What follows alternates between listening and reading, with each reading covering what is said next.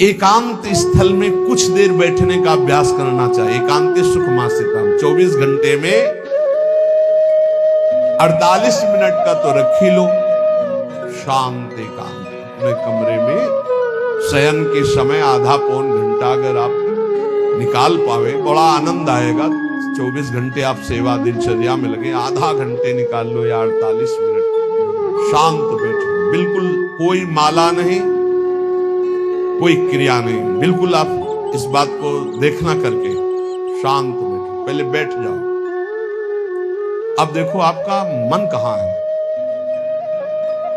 तत्काल देखिए। जो ही शांत बैठे अब है कहां। जो सामने रूप आ रहा है, चाहे वो वस्तु हो, व्यक्ति हो, स्थान हो, उसमें तुम्हारी ममता है, उससे तुम्हारा संबंध है। वस्तु, व्यक्ति, स्थान प्रभु आ रहे हैं कि संसार का कोई वस्तु, व्यक्ति, स्थान आ रहा है। यदि कोई संसार का वस्तु, व्यक्ति, स्थान आ रहा है तो तत्काल उसमें भगवत भावना करो, या वहां से हटा के तत्काल अपने गुरु मंत्र में लगाओ। शांत एकदम बैठो। अब उस समय जांच करो कितनी बार किसका रूप आया। प्रभु का कितनी बार आया, संसार, और जिसका जितनी बार आए उससे अधिक नंबर देखिए कि 5 बार तो उस पुरुष का आया, 5 बार उस स्त्री का आया, और एको बार प्रियाजू का नहीं आया। इसका मतलब अभी प्रियाजू में हमारा मन नहीं लगा, अभी यहां स्त्री पुरुष में, वस्तु में, व्यक्ति में, स्थान में लगा। जांच करो और हृदय में पश्चाताप करो। धिक्कार है, इतना समय हो गया, एक बार भी प्रियालाल का रूप नहीं आया। यही सांसारिक रूप आ रहे हैं, ये सांसारिक वस्तुएं आ रही। धिक्कार है हमारे मन को, धिक्कार है हमारे जीवन को। ये हम आपको आंतरिक बात कह रहे हैं। पूज्य भाई जी महाराज, जिस समय मन को धिक्कार दिया जाता है, जलन होती है, जब जलन होती है तो निर्मल होता है, निर्मल होता है, निष्पाप होता है, मल भस्म होता है। जो ताप अंदर मन में होता है प्रायश्चित का, उससे अब बार बार सामने आपको जो गुरु मंत्र मिला है उसको लिखिए। कोई माला नहीं, बहुत आराम से, कोई जल्दीबाजी नहीं, 1 मिनट में एक बार लिखेंगे। यहां कोई संख्या हम नहीं बोल रहे, यहां कोई आपको नहीं कि 108 बार करना है कि 50 बार करना, 5 बार करोगे। हम कह रहे 5 बार आराम से लिखिए। शांत बैठे, खूब आराम से, बढ़िया राम, बहुत बढ़िया धा, राधा, राधा, रात। आप देख लीजिए अब ये भाग जहां रहा है, पकड़ो कहां भाग के जा रहा है। इस वस्तु से क्या संबंध है, इस व्यक्ति से क्या संबंध है, कितनी बार इसको छुआ है, देखा है, भोगा है, मिले हैं, सूंघा है, कितनी जन्मों में। धिक्कार तुझे मन, जो तू राधा नाम को छोड़कर, प्रियाजू के समृत में नाम को छोड़कर भाग रहा है। फिर उसे लाओ नाम में, फिर लाओ नाम में। आप देखिएगा एक दिन उसी रा और धा के बीच में प्यारी जो और प्यारे जो मुस्कुराते दिखाई देंगे। देख लेना। एक समय 24 घंटे में ऐसा निकालो जिस समय आप अपनी अंतःकरण की वृत्ति को बार बार बाहर जाते हुए घसीट कर अंतर में लगाओ। हर समय साधन में लगे हो, लेकिन एक समय इतना साधन कर, जो गृहस्थी में हम कह रहे 10 मिनट शुरू करो भाई, 10 मिनट से 10 मिनट शांत होकर बैठ जाओ। 10 मिनट बैठने में क्या परेशानी। उस समय जांच करो, जहां जहां मन जाए वहां से हटाकर नाम में लगाओ। बार बार सुंदर स्वर्णिम अक्षरों से नाम लिख रहे, रंग बिरंगे अक्षरों से, रा और रंग से, बड़ी आ की मात्रा और रंग से, धा और रंग से, बड़ी आ की मात्रा और रंग से, ऊपर के ऐसे खेलो, मन को खिलाओ, राधा नाम में खिलाओ, डुबाओ इसमें। आप देख लेना, हमारी बात को समझ लो। केवल ये वो बात कह रहे हैं जो आपको प्रियाजू के रूप के ध्यान में डुबो देगी। यही राधा नाम रूप प्रकाशित करेगा। तेरो रूप कहे त नहीं आवे, श्री हरिवंश कछुक जस गावे, वो रूप ये प्रकाशित कर देगा।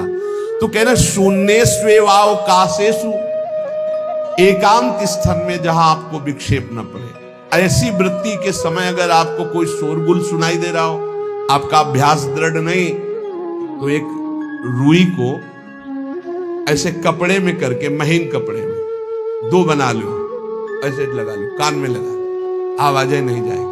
अब ध्यान करो, देखो साधन की प्रणाली। और जब अपने साधन की बात होती है ना, तो आप हजारों अलग अलग आवाज करो तो हमें बस इतना समझ में आएगा कि चिड़िया चहचहा रहे हैं। आवाजें निकलनी, हमारे लक्ष्य में कोई अंतर नहीं पड़ने वाला। और अगर डूबना हो गया तो आवाज भी खत्म, श्रवणेंद्रिय होते हुए भी शोरगुल नहीं सुनाई देगा। पर प्रारंभिक दशा में ऐसा चाहिए। अगर आपको बार बार विक्षेप हो रहा हो, विक्षेप तो इतना कि घड़ी का टक टक भी बर्दाश्त नहीं होता, मन है ध्यान में बैठे ना, वो पहली बार एक खिड़की खुला है, खिड़की खुला है, खिड़की, अब उठो पहले खिड़की बंद करके आओ। ये इसको बैठते ही देख लो कि कोई ऐसा प्रश्न तो नहीं कर रहा कि अमुक कोई बात हो, उसको निपटा दो पहले। हम सबसे पहला काम करते थे, अगर राधा वल्लभ जी के दर्शन करने जाने हो, हमें इत्र खरीदना, तो सबसे पहला काम हम इत्र खरीदेंगे। क्यों? ये दर्शन नहीं करने देंगे, इत्र खरीदना। बार बार कहेगा इत्र हमें दर्शन में नहीं डूबने देगा, तो पहले हम वो काम सब कर लेते थे जो राधा वल्लभ जी के दर्शन के बाद कर। अब दर्शन में तो केवल दर्शन। ऐसे ही जब हम ये जो 20 मिनट 30 मिनट 40 मिनट समय की बात करें, इसमें जब आपको समय देना हो तो कृपया मन के लिए कोई काम मत छोड़ना, वो बिल्कुल फुर्सत वाला। इसलिए हम कह रहे हैं सोने जाने के समय कि अब हम शयन करने जा रहे हैं, उस समय आप समय दीजिए। और अगर ये पहले ही बार में कह दे कि अमुक अमुक अमुक, तो तुरंत सुधार दीजिए, नहीं पूरे ध्यान में वही चलाएगा। वो बहुत ही विघ्नकारी रहता है जब तक निर्मल नहीं हो जाता। और जिस समय नाम पकड़ने लगता है, ऐसा आनंद आता है कि केवल रोने का मन करता है। आप इसको करिएगा जरूर, एकांत स्थल पे करिएगा। और जब ये करने विघ्न करे तो कान में श्रवण होता रहता है शोरगुल। तो ये हमने किया है प्रारंभ में, रुई में ऐसे, और एक महीन कपड़ा का बना के ऊपर कपड़ा से ऐसे खूब फांस के भर ले, अब आवाजें ले जाएंगे, अब अंदर राधा राधा राधा, आनंद आएगा। ये प्रारंभिक है, ये आगे चल के इनकी जरूरत नहीं पड़ती अंतर्मुख होने पर। तो एकांत स्थल में जब इस तरह से साधना की जाती है तो उपासक का चित्त भगवदाकार होने लगता है। कह रहे वही सच्चा सन्यासी है। वाग्दंड कर्मदंडश्च मनोदंडश्च ते त्रयः यस्यैते नियता दंडा सत्यदंडी महायति। श्री दत्तात्रेय जी महाराज कह रहे हैं वाग्दंड, जिसने वाणी को वाग्दंड मौन में स्थित कर दिया। वाग्दंड यही प्रपंच की वार्ता नहीं बोलनी, भगवद वार्ता केवल बोलनी। वाणी को दंडित करो। ये बहुत चटर चटर प्रपंच की बातें करती, नाम जपने में इसको थकान लगती है, प्रपंच की बातें करने में नहीं। इसलिए इसको मौन के द्वारा वाणी को शासन में रखो, या तो भगवत चर्चा या मौन। दूसरा कर्मदंड, जो सन्यासी होता है वो निष्कर्म अवस्था की तरफ बढ़ता है। प्रापंचिक कर्मों को करते हुए भगवान नाम स्मरण करके यदि कर्म समर्पण कर दिया जाए तो वही गति प्राप्त होती है। ये तो सर्वाणि कर्माणि मयि सन्न्यस्य मत्पराः। प्रापंचिक कर्म है, व्यापार नौकरी आदि नाना प्रकार के, लेकिन इन कर्मों को भगवत स्मरण करते हुए किया जाए, भगवत समर्पित कर दिया तो वही गति प्राप्त होती है जो निष्कर्म अवस्था को प्राप्त सन्यासी की होती है। 3 दंड होते हैं, वाग्दंड, और एक होता है कर्मदंड, शरीर को निश्चेष्ट रखना, निष्क्रिय रखना, और मनोदंड, मन को निसंकल्पित रखना, कोई संकल्प न बनना। इसे संन्यास भाव को प्राप्त महापुरुष की अवधूत स्थिति तक पहुंचने का यह रास्ता है। वाग्दंड, कर्मदंड, मनोदंड, वाणी को मौन के द्वारा, शरीर को निश्चेष्टता के द्वारा निष्कर्म स्थिति के लिए, और मन को निसंकल्पता के द्वारा, कोई संकल्प न बनावे, ऐसा का ऐसा नहीं, जैसा प्रभु जब चाहे जैसा, हमारा कोई संकल्प विकल्प नहीं। वाणी से भगवत चर्चा, शरीर से भागवतिक कर्म, नहीं तो संसारिक विरत बहुकर्मा, निरत निरंतर सज्जन धर्मा। अब एक परम धर्म की बात का वर्णन कर रहे हैं। गृहस्थ धर्म में जैसे है, या जिनके पास बहुत अर्थव्यवस्था है, उनको चाहिए कि गौ सेवा से बहुत जल्दी शरीर पवित्र होता है, हृदय भी पवित्र होता है, और गोविंद भी प्रसन्न होते हैं। यदि गावः प्रदक्षिणेर कार्या वंदनीया ही नित्यशः मंगलायतनम दिव्याः सृष्टास्पेता स्वयंभुवा। यदि गाय घर में पाली जाए या गौशाला खोली जाए और गौओं की सेवा की जाए।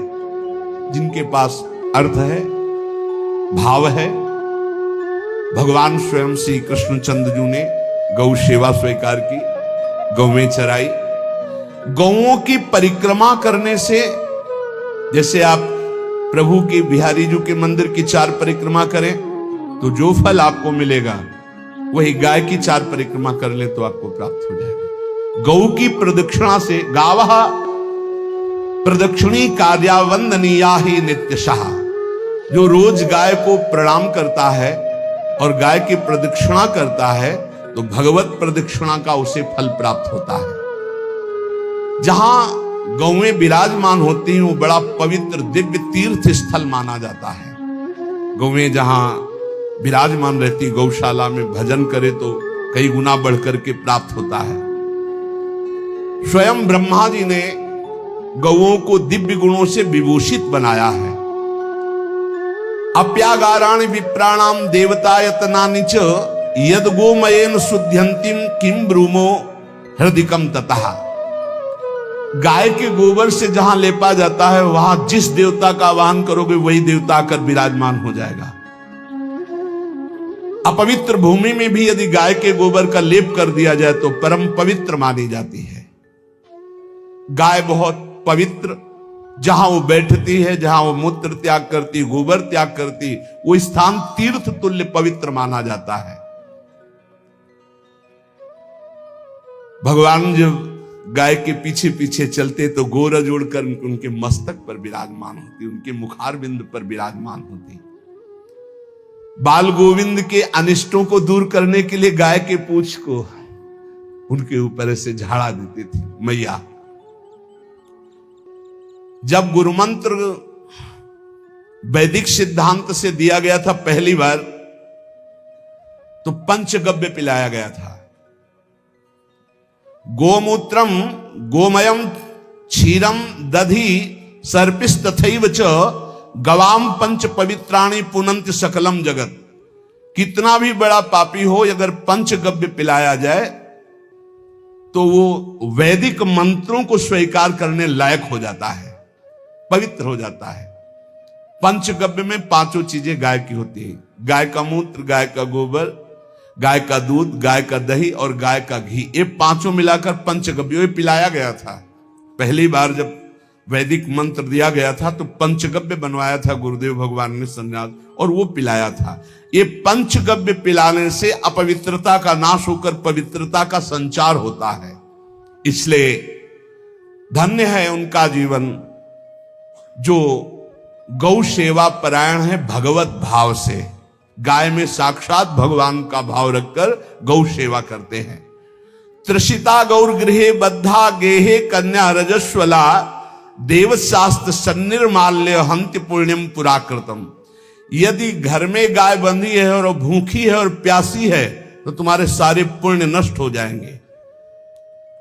अगर घर में रजस्वला कन्या बहुत काल तक है और उसका विवाह आप नहीं कर रहे हैं तो आपके सारे सुकृत नष्ट हो जाएंगे।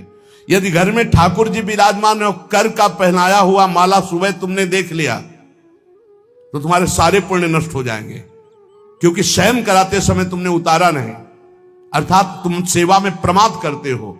तो देवतास्त्र सन्निर्माल्य हंति पुण्यम पुराकृतम। जैसे सुबह श्रृंगार किया तो रात्रि के शयन के समय वो हटा लेने चाहिए माले।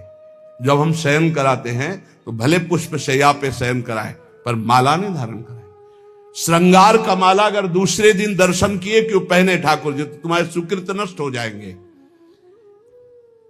गाय बंदी हो घर में, वो प्यासी है और भूखी है, तुम्हारे सुकृत नष्ट हो जाएंगे। त्रिषिता गौर गृहे बद्धा, क्योंकि तुम्हारे पास है, सेवा करना चाहिए। यो वै गाम प्रतिसिद्धेन्त चरंतिम च स्वतरणम नरहा तस्य पूर्वे च पितरा कंपन्ते पतनोन्मुखा। यदि गाय हरी हरी घास चर रही कहीं और तुमने डंडा ऊपर प्रहार किया और लाठी मारी तो तुम्हारे पितर खोपड़ी के बल नरक जाने के लिए तैयार हो गए। ये लिखा है चरंतिम स्वम तृणम नरहा तो तस्य पूर्वे च पितरा कंपन्ते पतनोन्मुखा। इसीलिए क्या भारत से कहीं किसी की तुलना हो सकती है, जहां गौ को माता की पदवी दी गई, जहां गौ को हम आराध्य देव के रूप में मानते हैं, आराधना करते हैं। गौ रक्षा, गौ सेवा, ये बहुत बड़ा इसमें छुपा हुआ है। स्वयं भगवान अवतरित होकर गौ रक्षा, जब गाय के रूप में पृथ्वी रमाती तो भगवान का अवतार हुआ है। बड़ा विचित्र समय आता चला जा रहा है कि अब आधुनिक यंत्रों की ऐसी सेवाएं हो गई बड़ी बड़ी कि अब ना बैल की जरूरत है, और ऐसे दूध की महंगाई बन गई कि अब देसी गाय 2 लीटर 3 लीटर 4 लीटर, और ऐसी ऐसी कि 20-20 25-25 लीटर दे तो कौन देसी गाय को।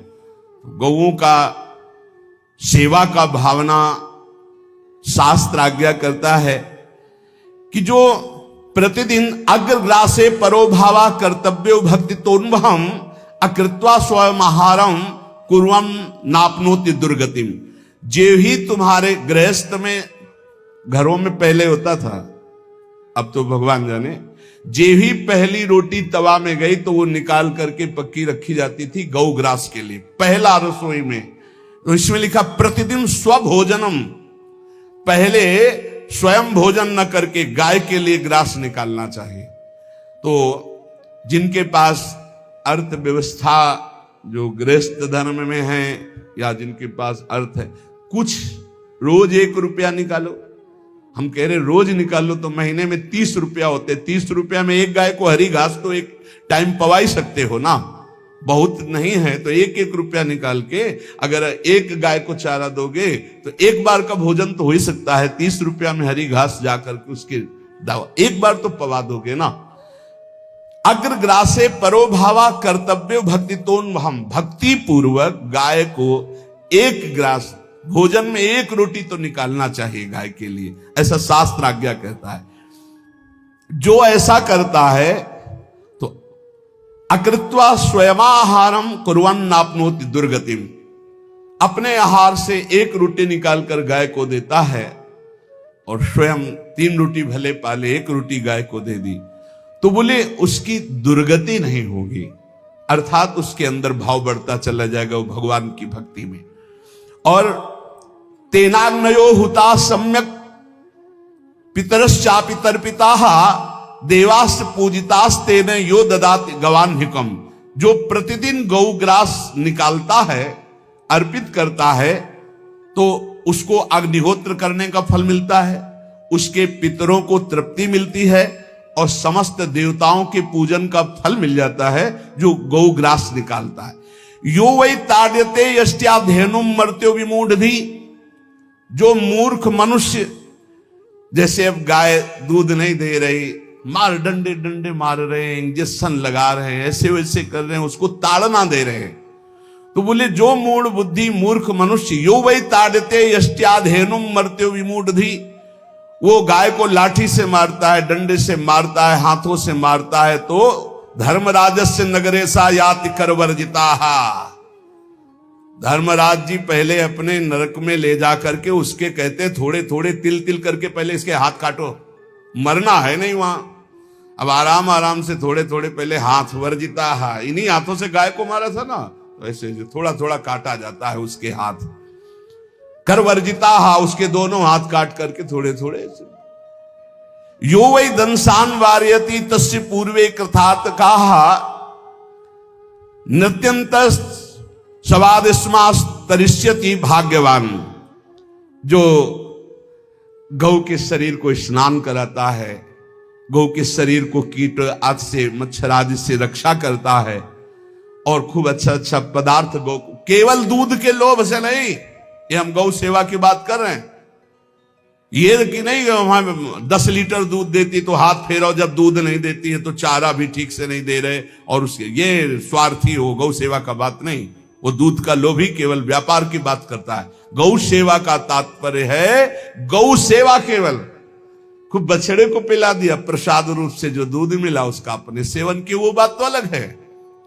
अब बछड़े को तो जरा सा केवल पिन्हाने के लिए कर दिया और खूब सारा दूध लीटर में नाप करके जा रहा है, और उस समय तक तो खवाओ पियाओगे ही खूब अच्छे से, उसके बाद जब दूध देना बंद किया तो उसका आदर सत्कार खत्म, खोल के बाहर ऐसे वो प्लास्टिक खाते घूम रही है, तो ये गौ सेवा नहीं मानी जाएगी, वो स्वार्थ पूर्ति मानी जाएगी।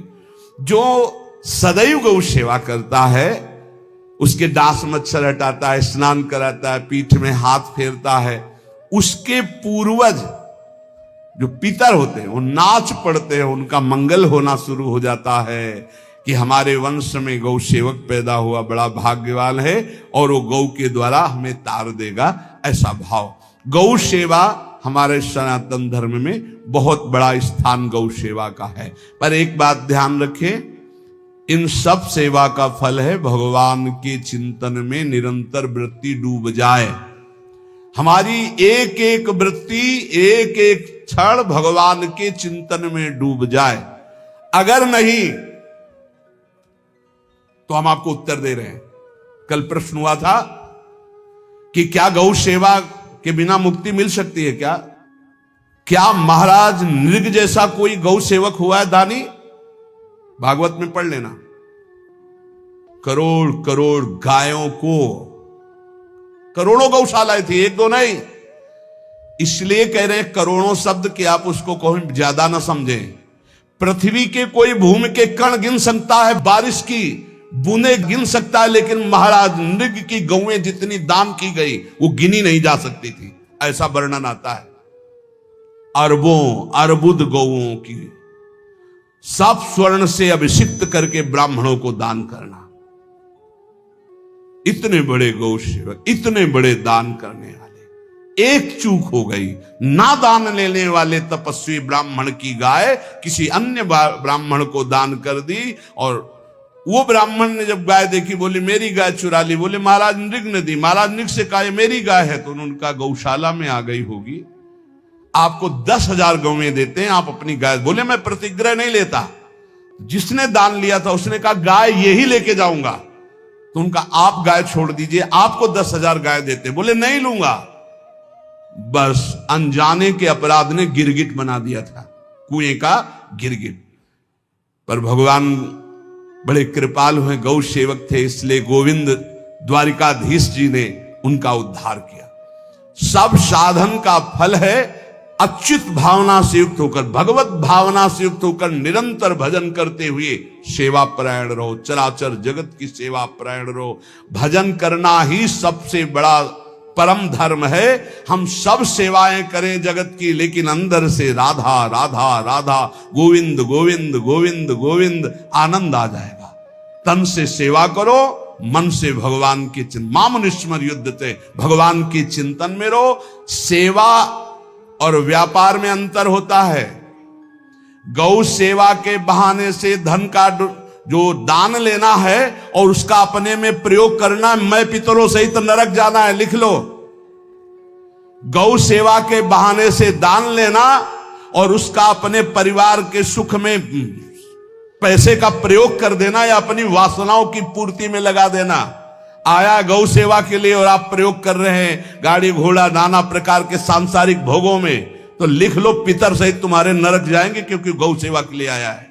गौ सेवा का धन सिर्फ गौ सेवा में ही लगना चाहिए। आप गौ सेवक है, दूध पान कीजिए, रोटी खा लीजिए, लेकिन गौ सेवा का अर्थ आप अपनी वासनाओं की पूर्ति में, अपने मनोरंजन में या अपने मन के संकल्प भावना में नहीं पूरी कर सकते। गौ सेवा के लिए ही पूरी कीजिए। गौ के वास का निर्माण, गौ के भोजन की व्यवस्था, वो दूध दे ना दे, वो कैसी भी अवस्था में हो, उसकी सेवा परायणता, उसके लिए सेवक रखना, सेवकों को भी सुख प्रदान करना, लेकिन स्वयं कभी गौ के सेवा के लिए आए हुए धन का स्वयं के लिए भोग न करना और निरंतर भजन रखना, उसे परम पद की प्राप्ति हो जाएगी। इसलिए हमारे सनातन धर्म में गौ सेवा का विशेष महत्व है और इस महत्व को सबको स्वीकार करना चाहिए। यदि आप गौ पालन स्वयं नहीं कर सकते तो 4 लोग मिलकर के, क्योंकि आज जो गायों की व्यवस्था वो बड़ी दयनीय हो रही है। दयनीय इसलिए हो रही कि दूध की अधिकता के चाह रखने वाले भैंस रखते हैं या विदेशी गाय रखते हैं। अपनी भारतीय जो देसी गाय है वो उतना अधिक नहीं देती कि 40 लीटर 30 लीटर 25 लीटर, बहुत अधिक देगी तो 5 और 8 लीटर। देसी शुद्ध गाय अपनी जो है वो 8-10 लीटर, बहुत जब व्यवस्था हो, नहीं तो अपने गांव में तो देखा है 2-2.5-3 लीटर से ज्यादा नहीं देंगे, 1.5 लीटर इधर 1.5 लीटर उधर, या बहुत हुआ तो 2 लीटर 2 लीटर, पर वो स्वर्णिम दूध होता है। जो दूध की चाह रखने वाले जन थे, अब वो गायों को नहीं रखते, देसी गायों को कोई बिरला ही रखता है। अब पहले बैलों की जरूरत होती थी, गाय बछड़ा दिया तो आनंद होता था कि किसानी के काम में। अब तो ट्रैक्टर है तो बैलों की जरूरत नहीं। अधिक दूध के लिए, अरे अब तो पशुओं की जरूरत नहीं, केमिकल से दूध बन रहे हैं, टैंकर के टैंकर। तो फिर हमारी जो गायें हैं उनकी बड़ी दुर्दशा हो रही। तो हमें चाहिए कि जो गृहस्थ जन हैं, धनी मानी जन हैं, या जिनके पास शरीर व्यवस्था, बौद्धिक स्तर, सेवा परायण, अर्थव्यवस्था, वो थोड़ा 4 गाय की व्यवस्था करके उनकी सेवा करें, क्योंकि हमारे सनातन धर्म का स्वरूप है। जहां मां पदवी दी गई है गांव को, गौ माता कहा गया है, गौ में समस्त देवता विराजमान है। गौ का बहुत बड़ा महत्व वर्णन किया गया धर्म शास्त्रों में। यहां तक कि जब कोई ऋषि नाराज होता था तो आगे गाय करके जाया जाता था, तो क्षमा हो जाती थी, गाय को देखते ही वो क्षमा कर देते थे। बहुत महिमा वर्णन की गई है गौ की। इसलिए जिसको भी, अगर नहीं अर्थव्यवस्था है तो एक रोटी तो निकाल सकते हो ना। तुम्हारी रसोई में रोटी बने तो पहली रोटी निकाल लो, और आसपास जहां गाय बंधी हो तो उसको दे आओ जाकर, तो कम से कम धर्म का पालन हो जाएगा, गौ सेवा बन जाएगी। तो गौ सेवा, चराचर जगत की सेवा, भगवत सेवा, सबका फल है। फिर प्रारंभ में आ जाइए स्मृति। योगी हो तो चित्त की वृत्ति का निरोध करके परमात्माकार, ज्ञानी है तो चित्त वृत्ति का लय करके स्वरूप स्थित, भक्त है तो एक एक वृत्ति सावई मनः कृष्ण पदार विंदयो। भगवान के चरण में, भगवान के नाम में, भगवान के रूप में, भगवान की लीलाओं में। स्मृति अगर नहीं तो सब साधन अधूरा, और स्मृति तो हर साधन पूरा। इसलिए एक बार कमर कस लो, चाहे जगत की सेवा करो, चाहे जिस कार्य में लगे हो, तुम्हारी स्मृति प्रभु में लगी हो। स्मृति के बिना हम जीवन का कोई महत्व नहीं समझते। स्मृति विहीन जीवन सब व्यर्थ। इसीलिए उन परमहंसों के चरणों में स्वयं भगवान चरण रज लेने के लिए पीछे डोलते हैं, जो निरपेक्षम मुनिम शांतम निर्वैरम समदर्शनम अनुब्रजाम्यहम नित्यम पुयत्यंगुरेण भी। ना कोई प्रतिज्ञा, ना कोई चाह, ना कोई इच्छा, निरंतर भगवदाकार वृत्ति, निरपेक्षम, मननशील, द्वंद्व विमुक्ता, जो शांत हैं, जो किसी से वैर नहीं रखते, भगवदाकार वृत्ति, उसी मार्ग के आप पथिक है। सर्वतो भावेन, अपने मन को समेट लो धर्म और कर्म दोनों से, और साब त्यज लोक धर्मान, और परम धर्म का सेवन करते हुए समस्त चराचर जगत को भगवत स्वरूप निरखते हुए इसी जन्म में परम पद को प्राप्त हो जाओ। सत्संग का सार हमारा शरीर है, इससे सेवाएं बने, हमारा मन है, इससे चिंतन बने, हमारी वाणी है, इससे लीला गुण का गायन करें, और हम स्वयं परमात्मा अंश हैं, परमात्मा स्वरूप है, ऐसी ठसक बनी रहे, जीवन मुक्त ही हो। स्वार्थ को लेकर किया गया धर्म रंग नहीं लाता। निष्काम किया हुआ छोटा सा भी धर्म परमार्थ की ऊंचाई पर चढ़ा देगा। ध्यान रखना, परमार्थ की ऊंचाई पर चढ़ा देगा।